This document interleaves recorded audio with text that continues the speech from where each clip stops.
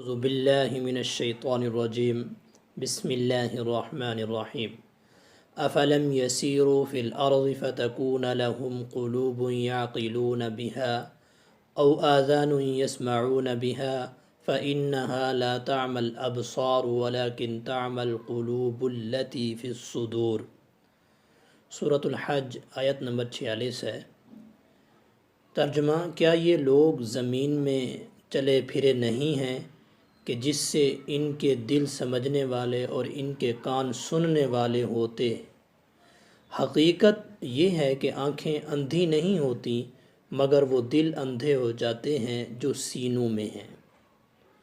تو ناظرین کرام، میڈیکل سائنس قرآن کی تصدیق کرتے ہوئے اس بات کی گواہی دیتا ہے کہ جو سب سے پہلے جو میڈیکل سائنس تھی وہ یہ انکار کرتی تھی کہ انسان کے دماغ کے علاوہ کوئی چیز بھی اس کی مددگار نہیں ہوتی جو اس کو سوچنے اور سمجھنے کی صلاحیت اس میں موجود ہو۔ میڈیکل سائنس ماضی قریب تک یہ دعویٰ کرتی رہی ہے کہ دل میں سوچنے سمجھنے کی صلاحیت سرے سے موجود ہی نہیں اور سوچنے سمجھنے کا کام صرف دماغ کا ہے، لیکن بالآخر حقیقت کے نتیجے میں تحقیقات جب ہوتی ہیں تو تحقیقات کے نتیجے میں سائنسدان یہ بات ماننے پر مجبور ہو گئے ہیں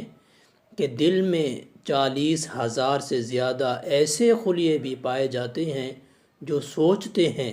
سمجھتے ہیں اور دماغ کی رہنمائی بھی کرتے ہیں۔ قرآن مجید کا یہ زندہ معجزہ ہے کہ اس میں 1400 سال قبل یہ حقیقت بیان ہو چکی تھی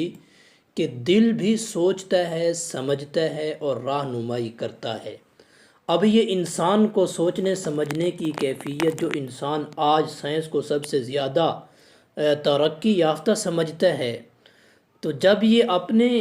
انتہائی ریسرچ کے بعد، جس کو کئی سال گزر جاتے ہیں ریسرچ کرتے کرتے، جب وہ آخری مقام پر ریسرچ پر پہنچتے ہیں تو آخری ان کی ریسرچ جب رکنے کا سٹاپ کا نام لیتی ہے کہ اب اس سے آگے یہ حقیقت یہی ہے، تو وہاں پر جب یہ پہنچتے ہیں اپنی حقیقت کے اوپر تو آگے رسول اللہ صلی اللہ علیہ وسلم کی یا تو سنت نظر آتی ہے یا اللہ تعالیٰ کے قرآن کے فرمان نظر آتے ہیں۔ اس لیے ہماری زندگی کی جو حقیقی کامیابی ہے وہ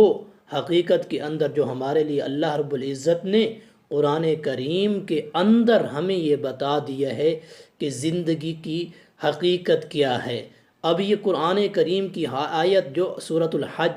آیت نمبر 46 ہے، کیا یہ لوگ زمین میں چلے پھرے نہیں ہیں کہ جس سے ان کے دل سمجھنے والے اور ان کے کان سننے والے ہوتے؟ حقیقت یہ ہے کہ ان کی آنکھیں اندھی نہیں ہوتی مگر وہ دل اندھے ہو جاتے ہیں جو سینوں میں موجود ہیں۔